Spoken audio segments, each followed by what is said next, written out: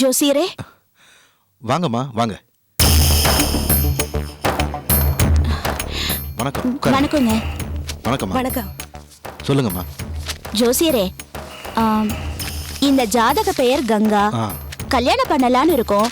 சரி. எப்படி இருக்குன்னு கொஞ்சம் பார்த்து சொல்லுங்க. ஓ, பேஷா பாத்துருவோம்.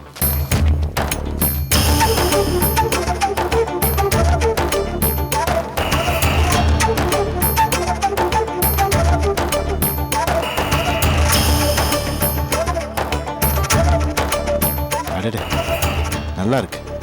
ரொம்ப அருமையா இருக்கே. சுக்கிரன் புதன் குரு நல்லா இருக்கு. அம்மா, இந்த பொண்ணோட ஜாதகம் ரொம்ப அமோகமா இருக்கு. இவங்க பிறந்த இடம் புகுந்த வீடு ரெண்டுமே ரொம்ப நல்லா இருக்கும். ராஜ வாழ்க்கைன்னு சொல்லணும் போங்க.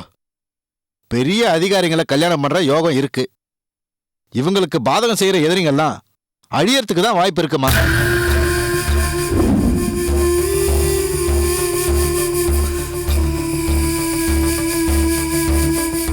இத பாருங்க, இந்த ஜாதகத்தை அப்படியே மாத்தி எழுதுங்க.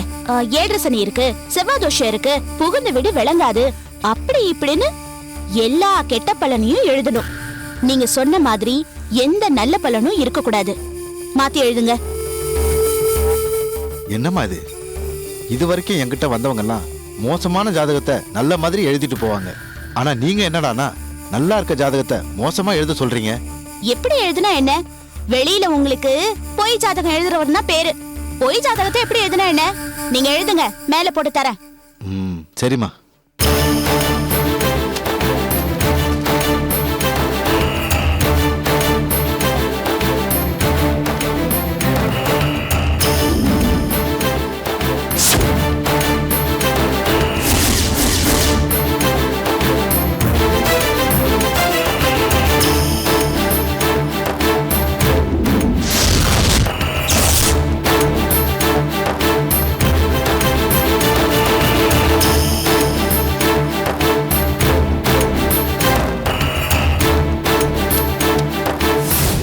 இந்தாங்கம்மா.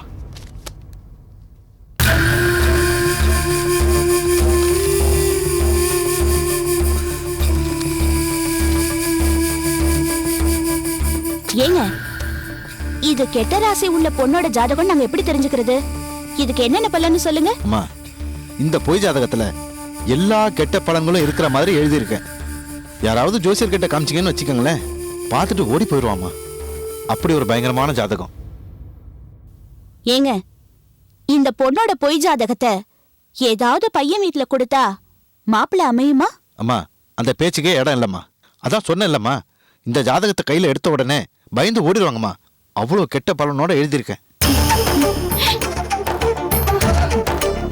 மங்காக்கா, இந்த ஜாதகத்தை கொண்டு போய் கலெக்டர் அம்மா கிட்ட இதுதான் கங்கா ஜாதகம்னு கொடுத்தோன்னு வச்சுக்க, கங்காவுக்கும் கலெக்டருக்கும் கல்யாணம் நடக்குங்கிற?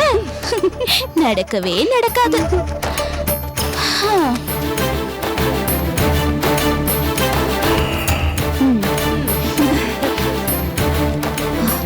இந்தாங்க. சரி, நான் வரேன். இந்தாங்கம்மா. வரேங்க காக்கா.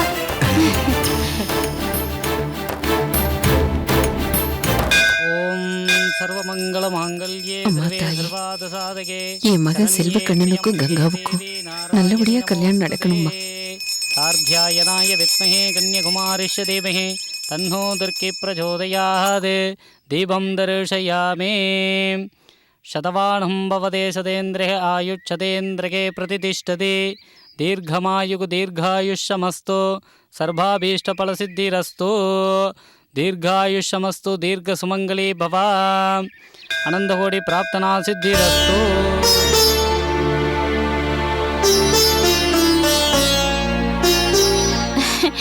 நல்லா இருக்கீங்களா? நல்லா இருக்கேம்மா. இந்த கோவிலுக்கு நீங்க அடிக்கடி வருவீங்கன்னு சொன்னாங்க.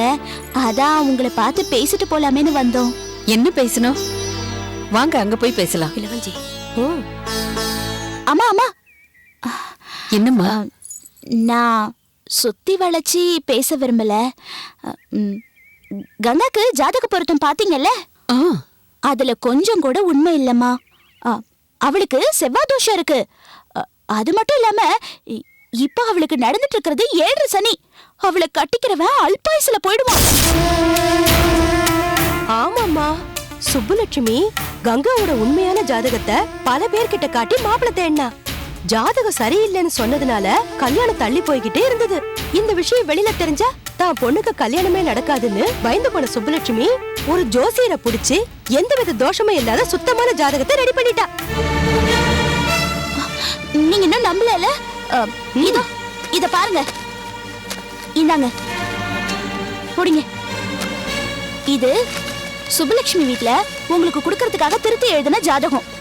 இத பார்த்துதான் 10க்கு 9 பொருத்தம் சரியா இருக்குன்னு நீங்க நம்புனீங்க. இந்த இன்னொன்னு இருக்கே, இதுதான் கங்காவோட ஒரிஜினல் ஜாதகம். இத ஜோசிக்காரங்க கிட்ட காட்டினா நான் சொல்றது உண்மையா இல்ல பொய்யான்னு உங்களுக்கே தெரியும்.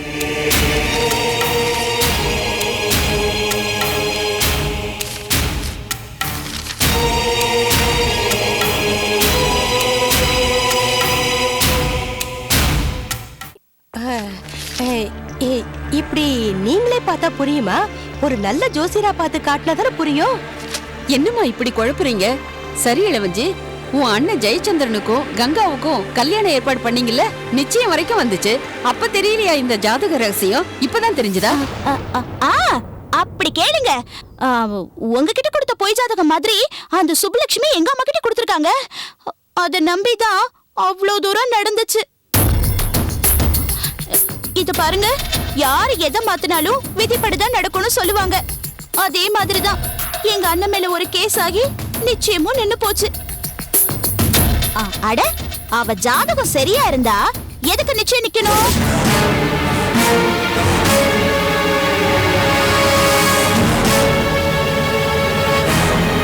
நல்ல வேளை என் அண்ணன் ஜெயிலுக்கு போனதோட தப்பிச்சான். கல்யாணம் மட்டும் நடந்திருந்தா எங்க அண்ணனை உயிரோடவே பார்த்திருக்க முடியாது. அதான் இத உங்ககிட்ட சொல்லலான்னு ஓடி வந்தோம். ஏமா, சுப்புலட்சுமி இப்படி இல்லாம ஜாதகத்தை மாத்துவா? நல்லா கேட்டீங்க போங்க. ஐயா கொடுத்தாரே 300 பவுனு, அந்த நகைய போலியா மாத்தும் போது இந்த ஜாதகம் ஏமாத்திரம். என்னம்மா சொல்றீங்க? வா வா இளவஞ்சி, ஏமா இதுக்கே நீங்க இவ்ளோ ஷாக் ஆயிட்டீங்களே? சுப்புலட்சுமி உங்களுக்கு ஒரு நெக்லஸ் கொடுத்தாங்களே. ஆமா, இந்த நெக்லஸ் தான். அது உண்மையான தங்கம் இல்ல, வெறும் கவரிங். ஆமாமா, கங்கா கல்யாணத்துக்கு அவ போடுறதுக்காக பரம்பரை நகை 300 பவுனு ஐயாவும் நாச்சியாரத்தையும் கொடுத்தாங்க. அது மாப்பிள்ளை வீட்டுக்கு தானே போகுது, அசல் எதுக்கு கொடுக்கணும்னு அசல் நகை மாதிரியே இருக்கிற கவரிங் நகையை வாங்கி வச்சுட்டு அந்த அசல் நகையை சுப்புலட்சுமி மறைச்சு வச்சுட்டாங்க. நீங்க வேணா இப்பவே உங்களுக்கு கொடுத்த நகைய பத்தர்கிட்ட கொடுத்து சரி பாத்துருங்க. அப்புறம் நாங்க ஜாதகத்தை பத்தி சொல்றதையும் நீங்க நம்புவீங்க. எனக்கு என்ன செய்யறதுன்னே தெரியல, ஒரே குழப்பமா இருக்கு. ஒரு குழப்பமும் வேணாம். உங்க சந்தேகம் தீரணும்னா பக்கத்து தெருவுல தான் ஒரு பத்தர் இருக்காரு, அவர்கிட்ட கொடுத்து சரி பாத்திரலாமே. இத போடுங்க, வாங்க போலாம்.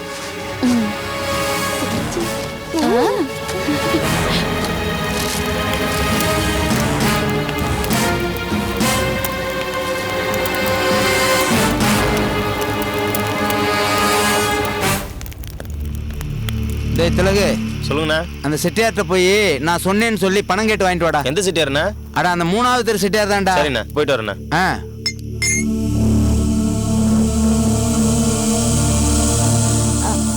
கலெக்டர் அம்மா, கழுத்துல இருக்கிற நெக்லஸ கழட்டி பத்தர்கிட்ட கொடுங்க.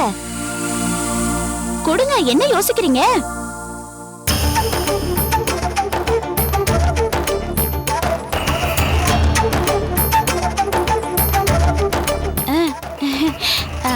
பத்தரே, இந்த நகையை கொஞ்சம் வரிசை பார்த்து தங்கம்மா கவரிங்கன்னு சொல்லுங்க பாக்கலாம். நான் இதை பாக்குறேம்மா.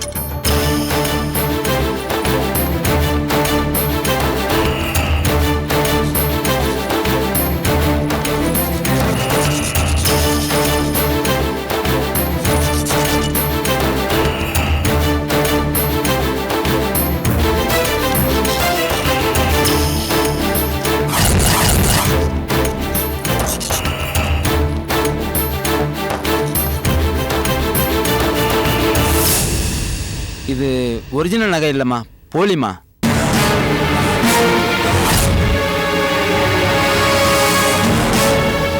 பத்தரே நல்லா பார்த்து சொல்லுங்க. எத்தனை தடவை பார்த்தாலும் இது தங்கம் இல்லைம்மா, போலி. பாத்தீங்களா கலெக்டர் அம்மா, அந்த சுப்புலட்சுமியோட பொய்யும் பொருட்டும் இப்ப வெடிச்சதுக்கு வந்துருச்சு. கலெக்டர் அம்மா, நாங்க சொல்லும் போது யோசிச்சிங்களே, இப்ப பத்தர் சொல்லும் போது உங்களுக்கு உண்மை தெரிஞ்சிருக்கும்னு நினைக்கிறேன். இப்பவாவது தெரிஞ்சுக்கங்க நாங்க சொன்னதெல்லாம் உண்மைதான்னு. இப்போ என்னால எதுவும் சொல்ல முடியாதுமா. ஆ, பத்தரே, சொல்லுங்கம்மா. எங்களுக்கு குடிக்க ஏதாவது வாங்கிட்டு வாங்களேன். நாங்க கொஞ்சம் தனியா பேசணும். சரிம்மா, இந்தாங்க.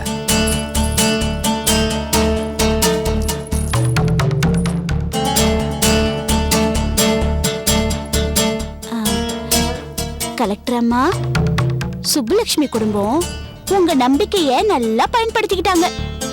இப்ப தெரிஞ்சுக்கிட்டீங்களா? அவங்க கொடுத்த நகையும் போய், கங்காவோட ஜாதகமும் போய்.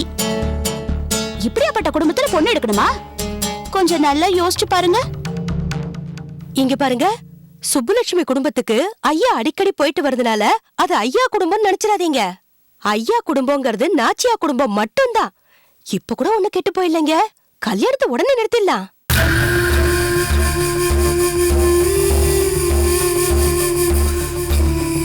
இல்ல, பத்திரிக்கையெல்லாம் அடிச்சாச்சு. இப்போ எப்படி நிறுத்துறது? அதுக்கும் ஒரு வழி இருக்குங்க. ஒரு 300 பவுன் நகைய ஐயா சுப்புலட்சுமி குடும்பத்துக்கு கொடுத்திருக்காரு. அந்த ஒரிஜினல் நகையெல்லாம் சுப்புலட்சுமி ஐயாக்கு தெரியாம வித்துட்டு வெறும் கவரிங் நகைகளா செஞ்சு வச்சிருக்காங்க. அந்த கவரிங் நகையில ஒண்ணுதான் இந்த நெக்லஸ். இந்த கவரிங் நகைங்க எல்லாத்தையுமே ஒரிஜினல் நகைன்னு போய் சொல்லி கங்காக்கு சீதனமா கொடுத்து உங்களை ஏமாத்த பாக்குறாங்க. நீங்க ஒண்ணு செய்யுங்க, கங்காக்கு சீதனமா போடுற நகையெல்லாம் பாக்கணும்னு சொல்லி உங்களுக்கு தெரிஞ்ச பத்தரை கையோட கூட்டிட்டு போங்க. அங்கேயே சோதிச்சு பார்த்தா அது போலின்னு தெரிய போகுது. இதையே ஒரு காரணமா வச்சு கல்யாணத்தை நிப்பாட்டிடலாம்ல. யோசிக்காதீங்க, சரின்னு சொல்லுங்க. அம்மா, கங்காவோட ஜாதகமும் சரியில்லை, கங்காவோட குடும்பமும் சரியில்லை. அதனால கங்காவை விட்டுருங்க. எங்க சொந்தத்திலேயே நிறைய அழகான பொண்ணுங்கெல்லாம் இருக்காங்க. நாங்களே கலெக்டருக்கு ஒரு நல்ல பொண்ணா பார்த்து சொல்றோம். நீங்க என்ன சொல்றீங்க? சரி, நான் கங்கா வீட்டுக்கு போய் பரம்பரை நகையெல்லாம் பார்த்துட்டு அப்புறமா முடிவு பண்றேன். அப்போ கங்கா இல்லைங்கிறத முடிவு பண்ணிடலாம்ல. சரிங்க, ஒண்ணு மட்டும் மறந்துடாதீங்க. நாங்க இப்ப உங்ககிட்ட பேசின விஷயத்த யார்கிட்டயும் சொல்லிடாதீங்க.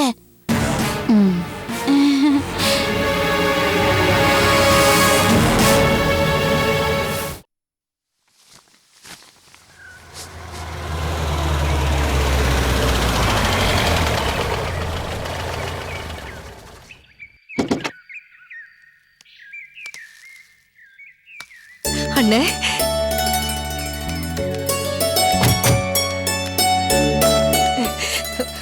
வாங்க அண்ணே, வாங்க அண்ணி, உள்ள வாங்க, வாங்க. என்னங்க எதுக்கு இப்படி ஓடி வர? அண்ணனும் அண்ணியும் வந்திருக்காங்க.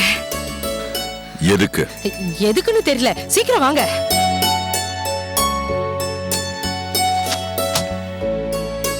வாங்க அண்ணே, வாங்க அண்ணி, எங்க அண்ணன் வந்திருக்காங்க. வணக்கம் குலசேகர. உட்காருங்க. எப்படி இருக்க? உட்காருமா.